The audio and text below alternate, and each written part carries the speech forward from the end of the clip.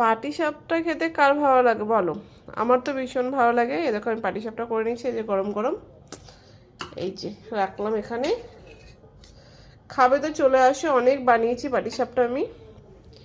তোমাদের ভালো লাগে পাটিসাপটা? কী দিয়ে তোমরা পাটিসাপটা খেতে ভালোবাসো অবশ্যই কমেন্ট করে জানিও।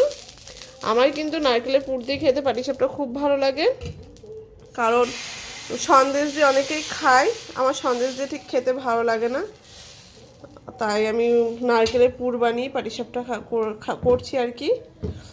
আর খেতে কিন্তু অসাধারণ হয়েছে, তার মধ্যে একটু নলেন গুড় দিয়েছিলাম যাতে খেতে ভালো লাগে। নলেন গুড়ের একটা ফ্লেভার আসবে।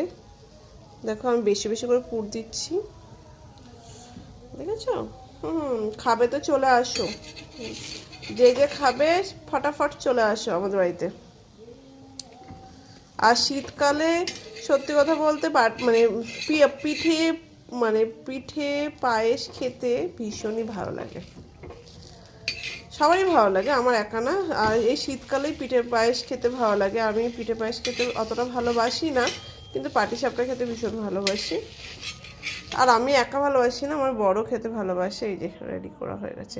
আর এটা দিয়েছি যেহেতু একটা মানে প্রথম খোলায় ভাজলে নাকি, প্রথমটা ভাজলে পশু পাখিদের দিতে হয়, তাই আমি প্রথমটা পশু পাখিকে তো এখন দিতে পারবো না, তাই আগুনের সামনেই রেখে দিয়েছি।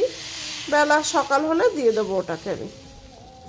আর বলে বোম্বাকে দিতে হয়, নাহলে পশু পাখিকে দিতে হয়, তাই আমি বোম্বার সামনেই রেখে দিয়েছি প্রথম খোলাটা। আর এখানে আবার ভেজে নিচ্ছি, এবার এক এক করে সব ভেজে নেবো।